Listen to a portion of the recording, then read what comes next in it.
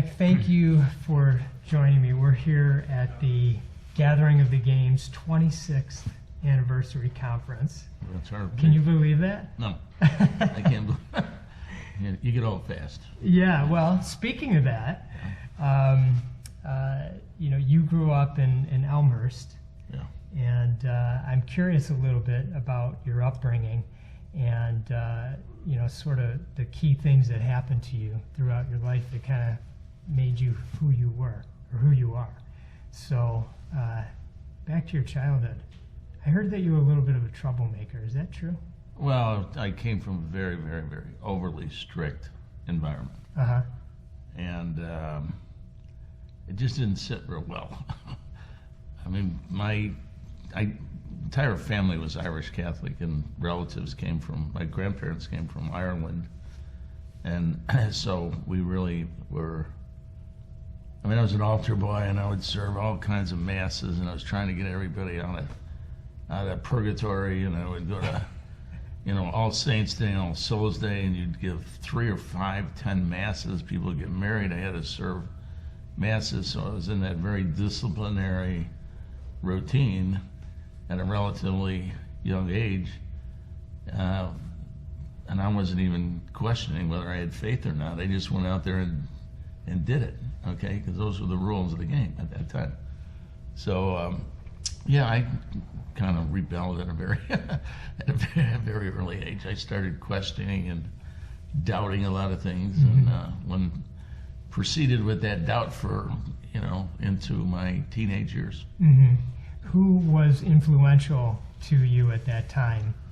Well, there's a lot of, good and bad, you mean? Mm-hmm. Well, I think that if you ever went to school and you had nuns, they were somewhat influential in terms of never wanted to go to school with a nun, because of the disciplinary action at that particular point in time. I think then we were brainwashed with seminarians. The priest came in and, really capitalized on our involvement in church activities, and so that led me to the seminary. And so I went to the seminary and actually flunked out of the seminary.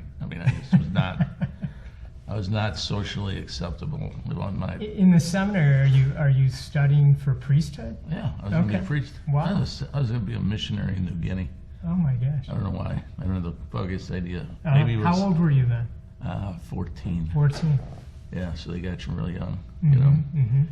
And it was a cloistered, and you were totally, you saw no women, you saw no parents, and it was almost a brainwashing technique. You get up at 5:30 in the morning, and you went to services, and then you went to classes, and I think I took 2 or 3 courses of Latin every single day. And I could, and I went, these are the questions you have, why? Why do I do Latin? Am I going to meet a dead gladiator later on in my life? And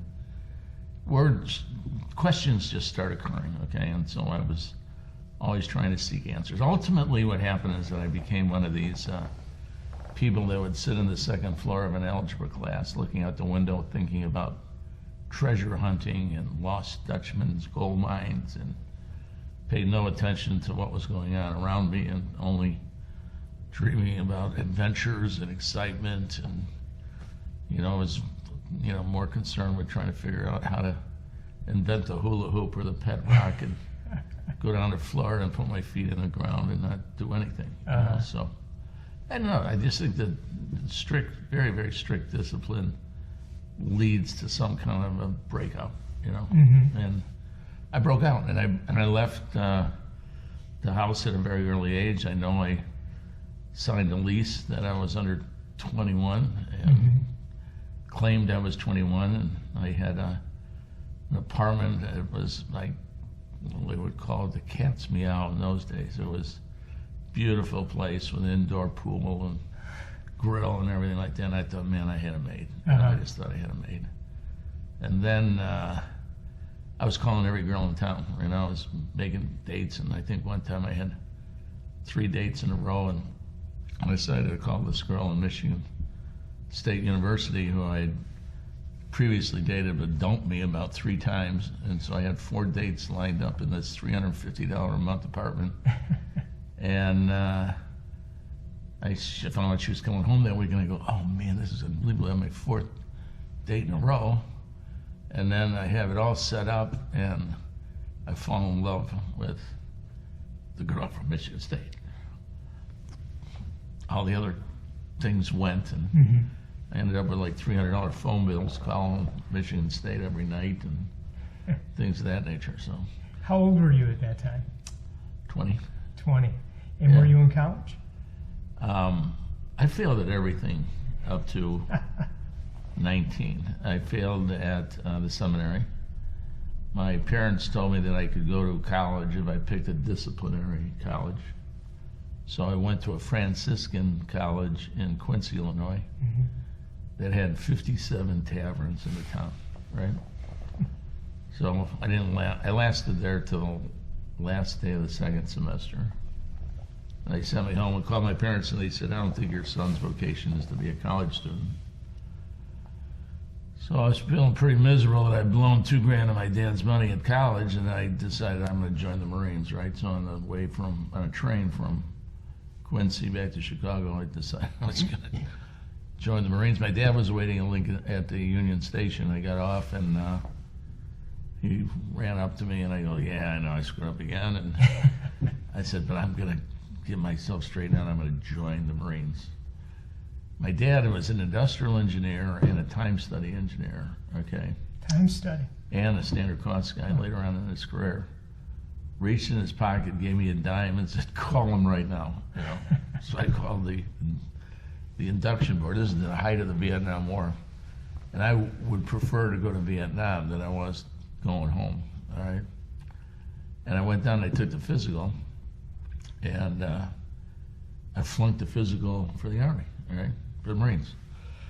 So it was at 19, I took an inventory of my life. I said, what are you going to do when God doesn't want you? When the military doesn't want you, the education system doesn't want you. And so there was this help wanted sign about, going to work. And I thought, well, I'm going to change the business world. I'm going to go into business. So at 19, I ended up working in this factory in Melrose Park, Illinois, and it was the scariest place you ever saw in your life, right? 4,000 people. We spoke 5 different languages. We were having serious race relationships at the time, so there was a lot of, really bad stuff that was occurring not only in the factory, but even when you drove home at night, they were shooting people, in Eisenhower Expressway. I mean, it was just petrifying, all right? And I went in and, I started in the mailroom. And what was hysterical was at that time, businesses were all about command and control, and it was all about security. And this factory had built military parts for World War II. So it had an added sense of clearance, right? So everybody had a pass on where you were allowed to go in a factory a mile each way, right? So there was only 2 people that could go anywhere in the factory. One was the plant manager, one was the mail person. So I became like the most powerful person in the company because I went from, I saw everybody every day and went to different organizations, okay, and sometimes I ran some numbers for guys that were, doing some gambling on the plant floor and things of this nature, and I kind of fell in love with just everything that was really going on, and the job was really interesting. Even though it was the mailroom, it was a really interesting job. And then I got promoted. Well, they promoted by seniority. They didn't promote whether you had talent or not. And I started to progress inside the company because at that time, Wall Street began to analyze Fortune 500 companies by what the average age of the leadership team was. And this particular company had a really significant elderly population, which is mostly vets from Korean War and World War II, all right? And so everywhere I went in that particular point in time, I was always working for an officer, always, okay, with that kind of mindset. And I was never one of those people to fall in line with officers, okay? But they always kind of brought me back. And I finally ended up with this one guy that was in the Marines, and he had been at Pork Chop Hill in Korea. And he had an unbelievable attitude that regardless of anything that I did, I could have done one more thing, all right? I don't know if you ever had a person in your life that, you know, I mean, I would do really, really smart stuff. And then he'd always ask me one more question, you know, why didn't you think of this? Or what? Drove me crazy, okay? And I just built this pattern inside of me, you know, that I'll show that SOB, I'll show him that I can, you know, do these kind of things. I mean, by the time I was 22 years old, I was like controlling 5 or 6 factories in the United States, literally thousands of people on assembly lines. I was moving material everywhere. I was flying cargo planes from Louisville to Springfield, or from Elmhurst, getting forklift trucks that take transmissions to the assembly lines, and yet this guy would tell me one more thing I could have done, all right?